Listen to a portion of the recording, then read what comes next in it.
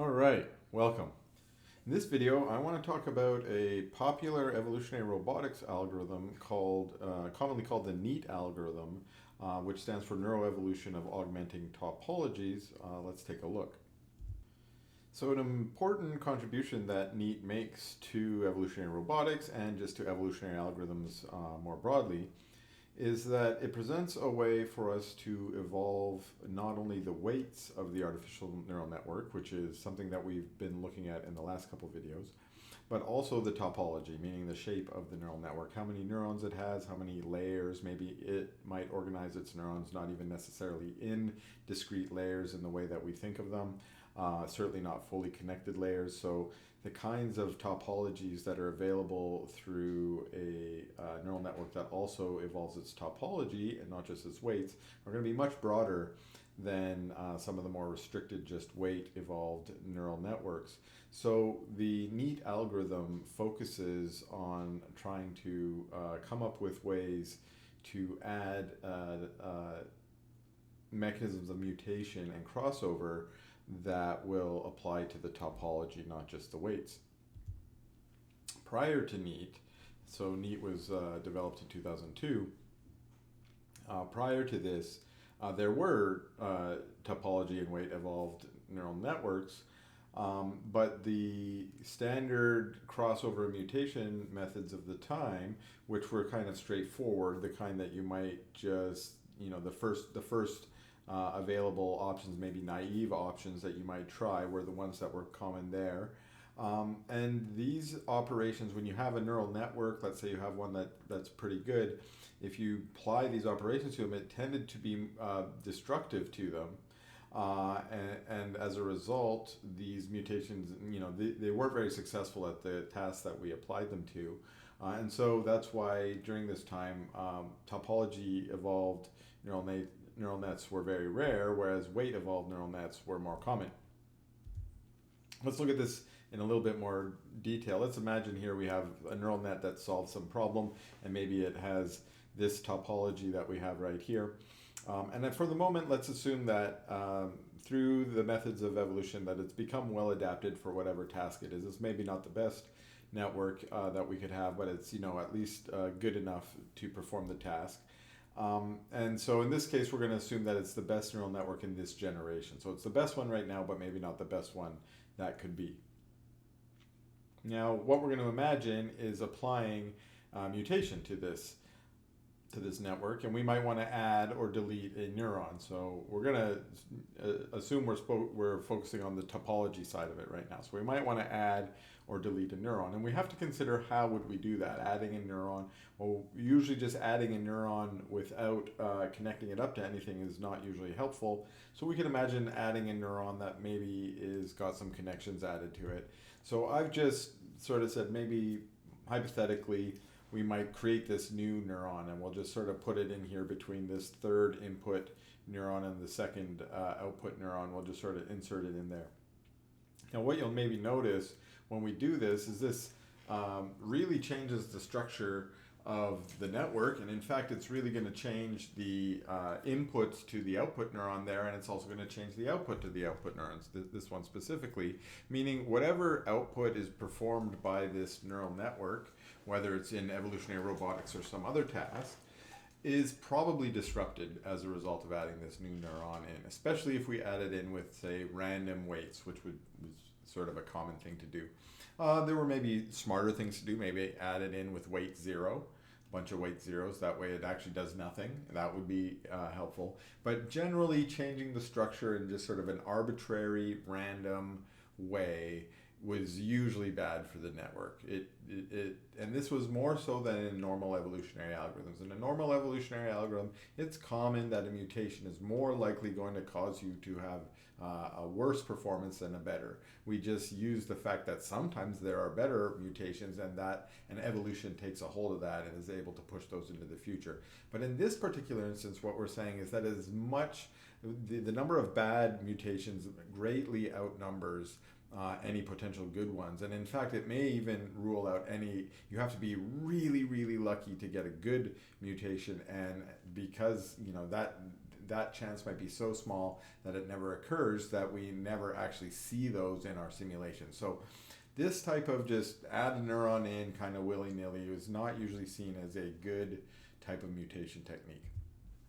Let's look at another example. This one was even worse, which is the idea of doing a crossover, trying to merge two networks together. And so for this example, what I've done is I've kind of created the exact same network twice. This is following some of the presentations in the NEAT paper.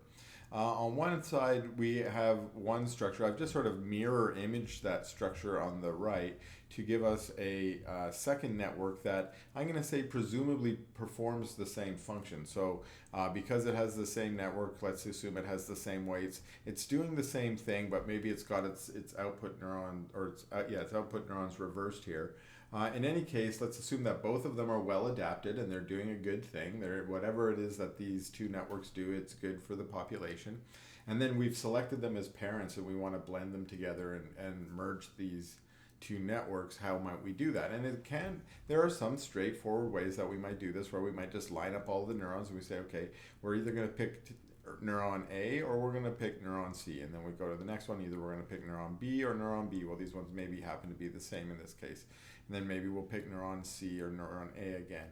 If we do that, one possible outcome we might end up with is with this network here, where we get C, B, and C.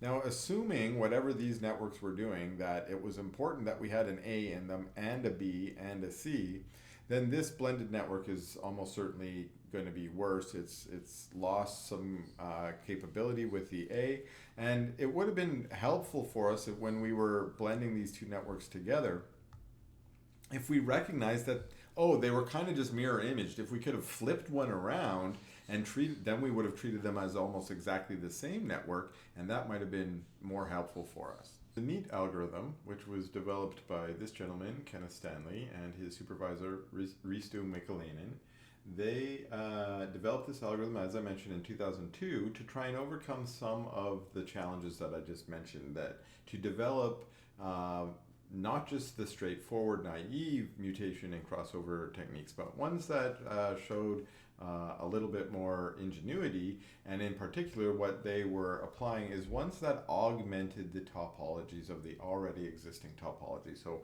whatever network you're trying to mutate or crossover already has an existing topology, and you'd rather augment that, meaning make changes to it that improve its current structure, as opposed to make sort of those random disruptive changes that we were just looking at.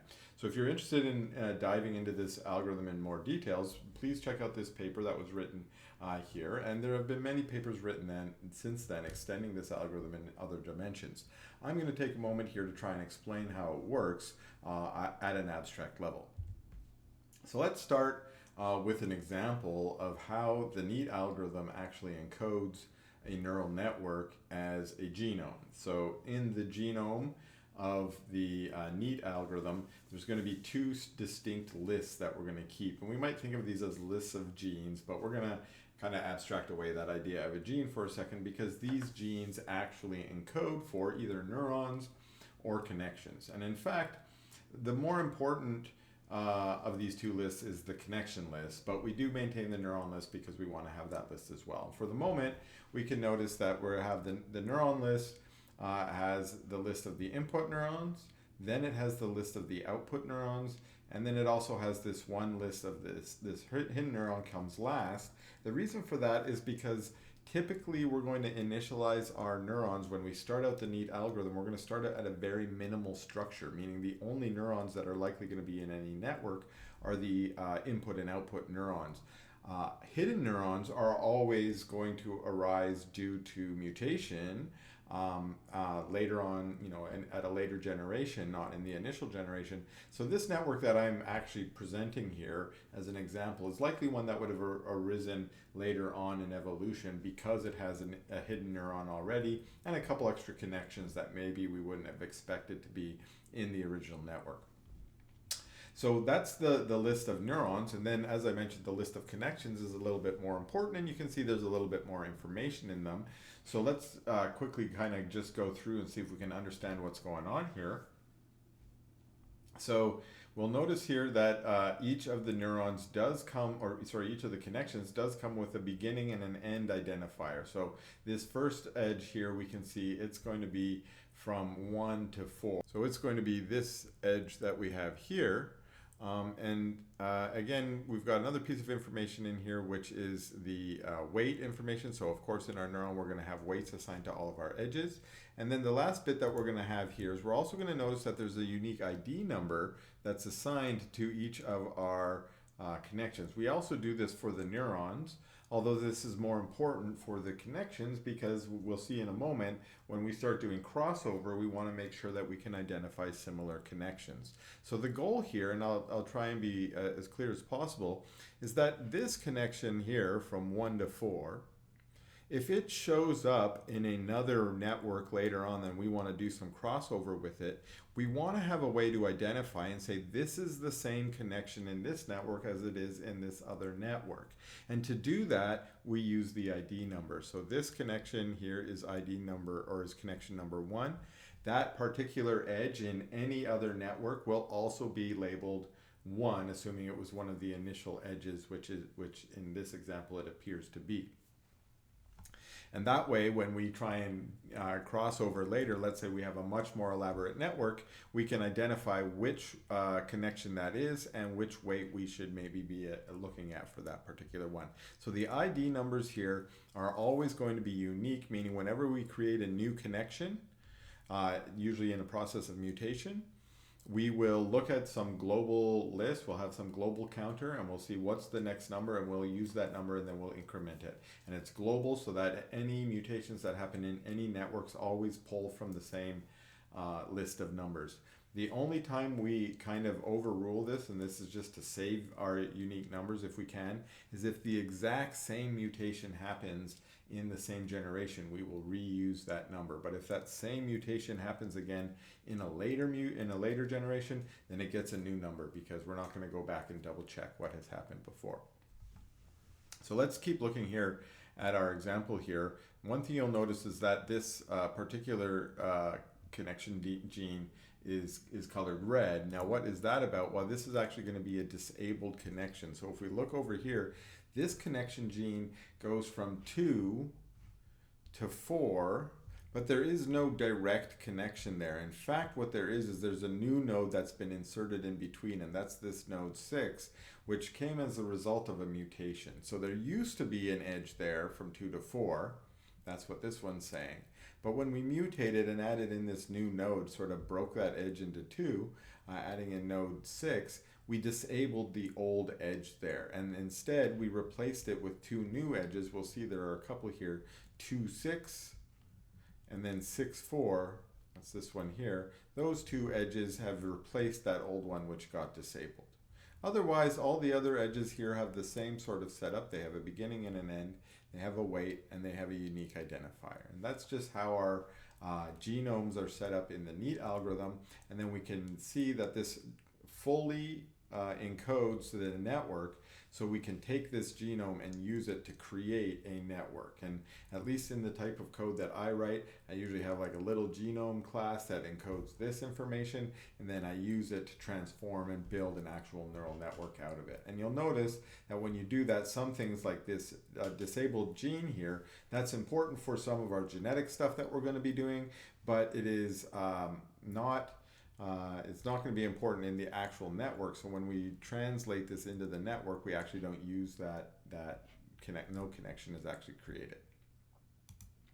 So I've mentioned already that usually at the beginning of our simulation, we start with a very minimal structure. So I've got an example here. This is in fact a kind of a strange minimal structure, because it might be, if we're going to connect up our edges, we usually fully connect them. So you'll notice 1 is not connected to 5 and 3 is not connected to 4.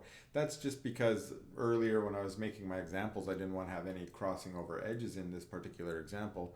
So I left those edges out, and that's maybe a possible way that you might initialize your NEAT for some reason. I don't know why you might do that, but there's certainly good reasons to do that. But another maybe more common one would be to have these fully connected, if these were fully connected. And then also, this isn't even a fully connected input to output layer. isn't necessarily minimal. We could have actually no connections at all. And this is one way that we can start, because we're going to have mutations that allow us to add connections in, and we might start growing those connections that we might need, but we might not want all of them, and so we might allow those to be grown through evolution. All right, so I've already hinted a little bit about how mutation might work, but one of the key contributions of the NEAT algorithm for mutations is that we're going to use only mutations that replace an already existing structure. So if we want to create a new node, we have to do it out of an old connection. So we're going to pick some connection that's already there and then mutate it to create a new node. So in this case, let's imagine we're picking this connection here from 3 to 5. And when I say we're picking it, let's assume that by random mutation, we checked our mutation rate chance and we decided it was this edge that we were going to mutate. So if we're going to do that, what we're going to do is, as we did earlier, as we hinted earlier, we're going to disable this edge, and we're going to add 2 new edges in with a new node that's connecting them up. So I'm going to call this new neuron number 7. And we're going to connect up by adding 2 new edges on here. And we're going to need, next we're going to need to disable the old edge. And then we're going to add in the 2 new edges that with maybe new weights. Now what we're going to do for the weights is to try and keep the same behavior of this edge. So one of the reasons we've replaced the edge with sort of 2 edges with a node in between is we're hoping that we're not adding too much new structure to the network, that it's not going to change its behavior very much. And then the other thing we're going to do to try and ensure that is we could randomize these weights, but we already had a weight there. There was already a weight on that edge before, and we can look it up on this disabled edge here. It was 0.1. And so what we usually do is we take the incoming edge and we set its weight to 1, so that whatever signal was already coming through here, it will be fully transitioned into this new neuron. And then we take that new neuron and its outgoing edge, we'll just copy the old weight that we had there before. So in my example, I just randomly put numbers down here. We had 0.1. We could have that 0.1 going out. So we would have 1 going in, 0.1 coming out. This won't, for all neural networks, this won't necessarily mean there is 0 change or no change at all to the network behavior. But in most networks, it's going to mean that there is only a small change. And that's the kind of changes that we want when we're doing mutations anyways. We want to have little changes, right? And will it always be a better change? No, not always. Just like I was saying earlier, it might not always be a better change. But because we've put this small change on a piece of structure that we think was already well functioning, we're hoping that this isn't going to cause a lot of bad changes. And in practice, we've found, having used NEAT a lot of times, that indeed this is a good idea. This was something that was worthwhile doing. So that's one of our key mutations that we can perform. The other thing we can do, so I mentioned already that this is likely to perform the same. The other thing we can do in a mutation is we can just add connections. So in this example, I just added 1 new connection between 2 and that new node we created, 7. And that's something that's common as well. And you can notice here that some of our connections are sort of from input layer to hidden layer, but some still just jump from input to output. And we can have a real staggered kind of structure here. We could split the 7 to 5 connection here and add a new one and get sort of we could put another one here and have a real deep 3 network, sort of 3 neuron flow here while there's 0 over here. That's perfectly fine with a NEAT network. So those kind of different topologies, if necessary, are able to be evolved. So the other operation that we can perform is crossover, and really the intention of the NEAT algorithm was to perform or to provide us with any kind of reasonable, sensible crossover mechanism that's going to work, because pretty much all other tweens had crossover mechanisms that were just destructive and were better off just not even including in your evolutionary algorithm. So this is the way that NEAT operates with the crossover. First of all, let's assume that we have 2 networks that we want to cross over. And the way that NEAT works, because NEAT involves species and it only does breeding within a species, that NEAT actually guarantees that the types of crossovers we're going to do are going to be between networks that are mostly similar in structure and history. And by this history, we mean evolutionary history. So the kinds of mutations and so on that happened in the past will be the same for these two networks for the most part. Now, I've created two networks here sort of arbitrarily, but I've designed them to have a similar history, but also to have diverged at different points in that history. So both of them have sort of a shared ancestor that we might be able to figure out what that would be. But since that shared ancestor, they have split off and mutated in different directions. But now we're going to assume they're still members of the same species, and we're going to also assume that they've been selected to breed together. Now, when we do this, what we're actually going to focus on are the connection genes. The neuron genes, again, they're still important and they're kicked around and we do stuff with them, but they're still very straightforward. So if the new offspring network needs to have neuron 7, we just add it in. If it doesn't, we don't. But it's the connections. Which connections do we think that we want to add? That's what's important in our crossover here. So what we're going to do first is we're going to take those two connection genes and we're going to line them up according to their IDs. We already store them according to their IDs, so they already should be in order. So when we line them up, what that means is there's going to be some gaps created. So when we get here, we notice that both of these genomes share the first 6 genes. They're all the same. There's some differences on whether they're disabled or not, but the actual genes are the same. And in fact, because I was a little lazy in creating my example, I just cut and paste. They all have the exact same weights too. So there's no weight difference, but we can imagine there is a weight difference. Weight evolution is just standard and neat, so I'm not going to spend time talking about that. So in this case, for all the ones that match, those are genes that we both have. Our topology is the same. We're going to keep all of those ones. And then we're going to get to genes where maybe I have a gene, my gene, or this network has a gene where the other one does not. And as long as those are sort of in between two genes that exist, then we're going to call those disjoint genes. So technically it's this gene that we call disjoint. Okay, these genes are disjoint and there's gaps in the other ones. Now we also see that this first genome here has 3 extra genes that don't exist at all in this one down here in our second genome, and those ones we call excess. These ones are extra on the end. Those are often ones that have evolved later, so maybe we might think that this first genome had a few extra mutations done to it. We might call that more evolved or more complex. And as a result, it's got excess genes. Now, for the purposes of crossover, the differences between excess and disjoint genes don't really matter very much, but when it comes to our speciation a little bit later on, we might want to differentiate between the two. We also might not, but so if you want to lump them all together for the moment, that's fine. They're just all the genes so we really have matching genes. That's these ones, first 6, and then unmatching genes. Those are the other ones. And we need to decide what to do with all of them. Well, the matching genes are the easy ones. We keep all the matching genes. Those are the easy ones. So what do we do with the other ones? Well, the disjoint genes and the excess genes, they are copied from the more fit genome, assuming one of them is more fit. And most of the time that's the case. Okay, well, it depends on your fitness function a little bit, but and if you have a pretty good fitness function, you're probably going to have some good differentiation, meaning that you could expect them to have different fitness. So which one do we copy from? Only from the most fit one. If they happen to tie in their fitness, again, maybe because your fitness function is, say, like integer fitnesses and it doesn't have very many levels, there might be lots of ties, in which case you might not have a more fit genome to copy from. In that case, we just copy from both of them.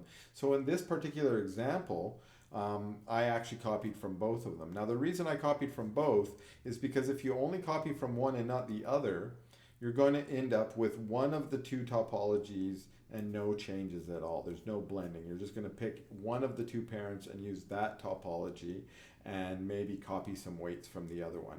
But if they have the same fitness, then you're going to blend their topology together. And so I've just got a little example of that for those two examples that we just had. That were these two first examples here. And then when we blend it together, you'll notice it has all of the edges belonging to both of them. So this one's missing an edge here. Well, the offspring does have it. And then this particular graph has one from 6 to 5. Well, this one has that as well. So all of those nodes and all of the connections in both graphs end up showing up in our new graph. Now, there's one thing that I will notice here is that in this particular network, we have a connection from 3 to 5, but in this one, that was disabled, and we replace it with a 7. So that's the same thing in our new offspring one. That particular edge has been disabled and replaced with the new structure there. So those are our mutation and our crossover operations for the NEAT algorithm.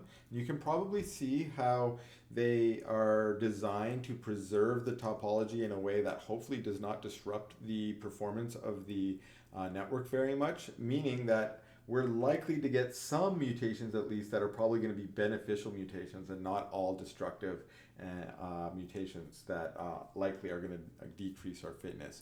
So that's the reason why NEAT is a popular and successful algorithm for evolving neural networks. Now, we're not quite done exploring the NEAT algorithm because there are a few other pieces to the algorithm that really make it work well. So another problem that I guess you might say Kenneth Stanley was aiming at when he was designing this algorithm was he noticed that in other evolutionary robotics algorithms, but not just evolutionary robotics, in any evolutionary algorithm, it's very common that at any particular generation, the best solution that you have is usually dominant in the population. So let's just consider a thought experiment for a second. So let's assume we have a population that's mostly homogeneous.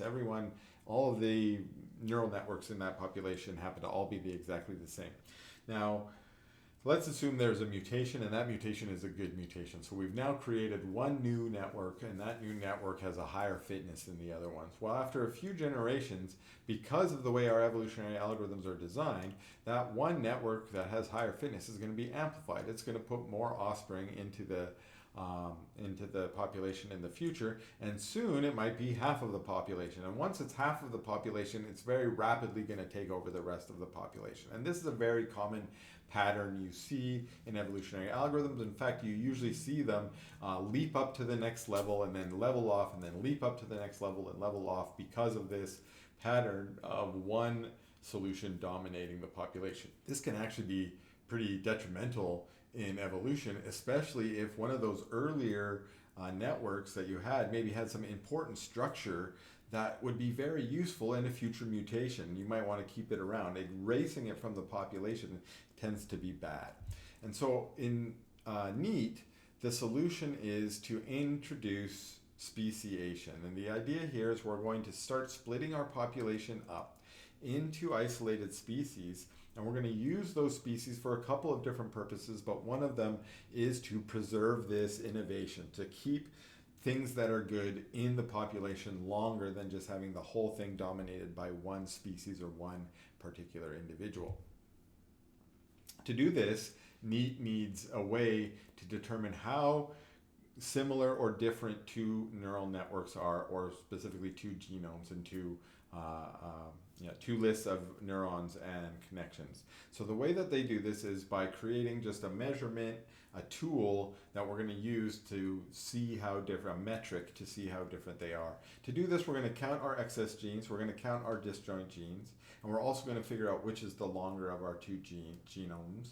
And then we're going to use those as sort of a ratio. So we're going to say how many excess genes do we have out of the total number of genes? How many disjoint genes do we have out of the total number of genes? And we're going to keep those as some fractions. So in our example, we might have 3 genes, 3 excess, something like that, out of a 10 total. That'll give us about 30%. You'll notice also that these are multiplied by these weights, these C values. And these C values are going to allow us to differentiate if we want to penalize excess genes more than disjoint genes, or vice versa. We can do that by adjusting the weights here. Now, this is why we might want to keep our excess and disjoint genes different if we want to penalize one or reward one in a different structure. If we're going to treat them the same in this part of the algorithm as well, we might as well lump them all together and just call them the same thing. Now, with the last component of our metric is going to be the weights as well. We're going to go to every connection, and we're going to compare the weights for the matching genes, for the matching connections, the ones that are shared between the two networks. We're going to check each one, and we're going to just find out what the difference is between those two weights. We're going to average that so that this is normalized for the number of connections in your network. We wouldn't want networks that have more connections to be more different.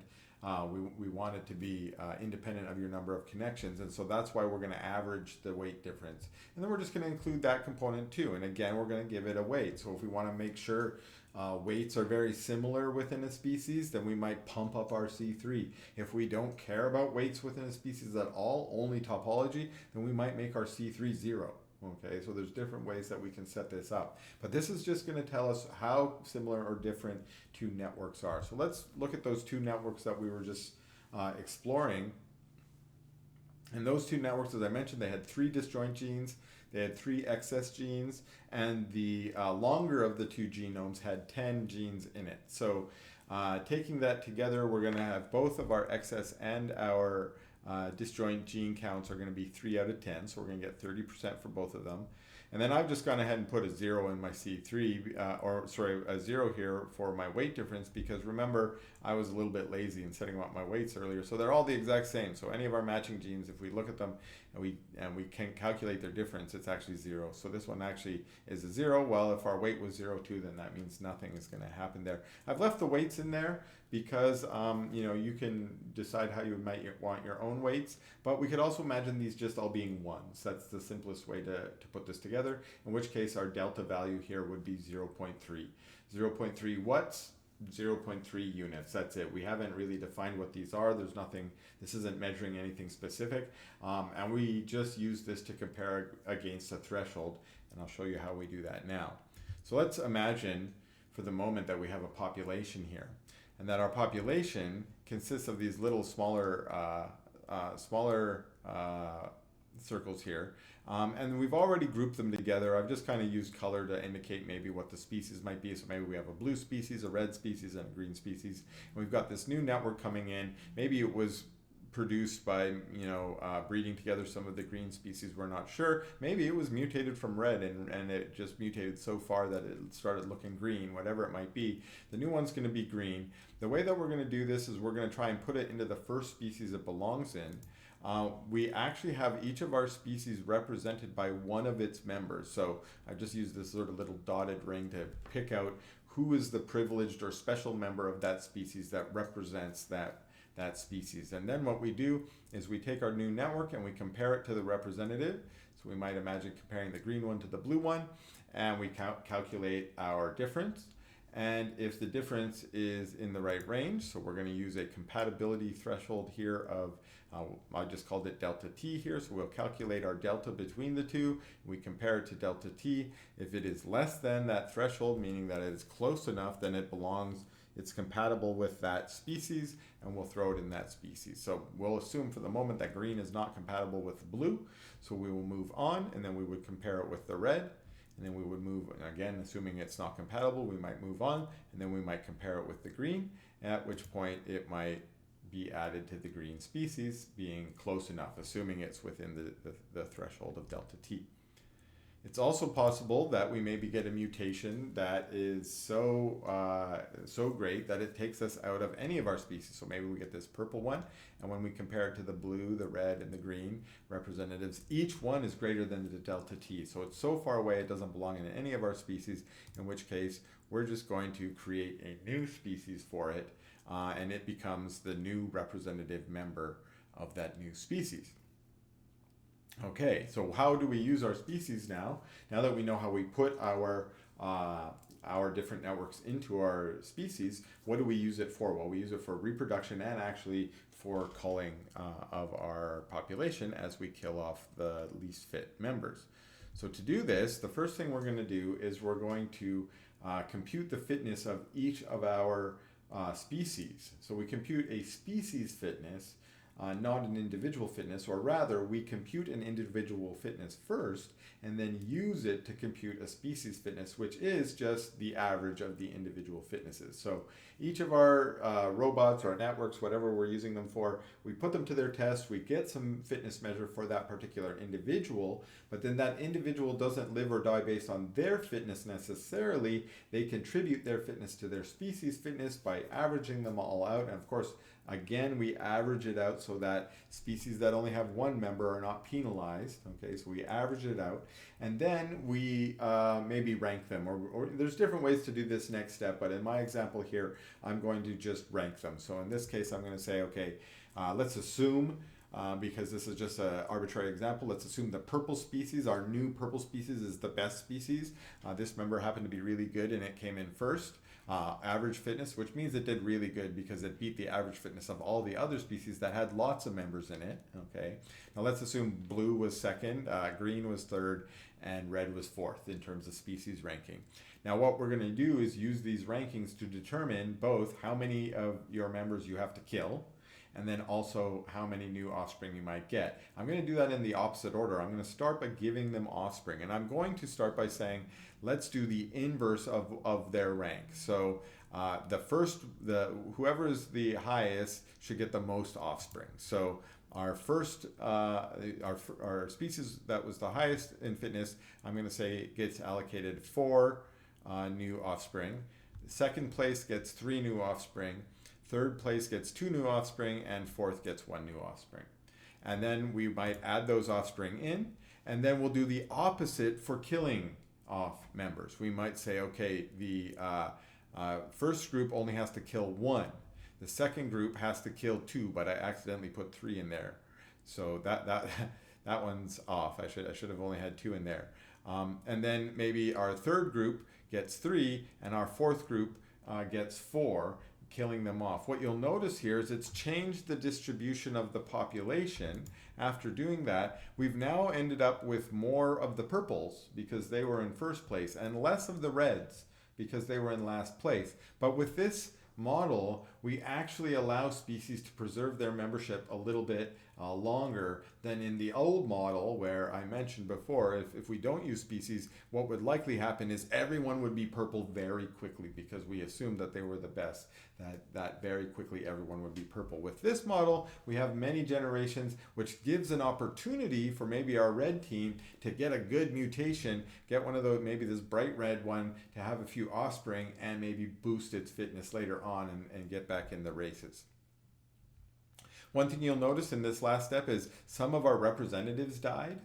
And since our representatives died, we needed to reassign them.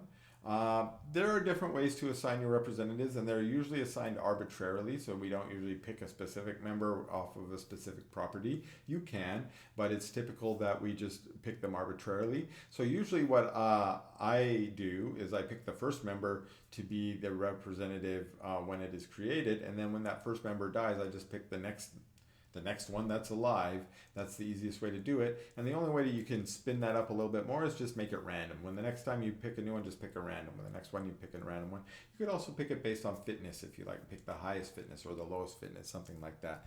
But whatever it is, if your representative dies, you usually want to reassign it. The other side of that is you typically don't want to reassign your representative if it remains alive. If you keep the same representative from generation to generation, that allows a little bit more consistency in your species than if you're swapping to a new representative every generation. All right, that was the presentation of the NEAT algorithm, which can be used in evolutionary robotics for a handful of different things. So I hope you enjoyed this video, and we'll see you in that next one.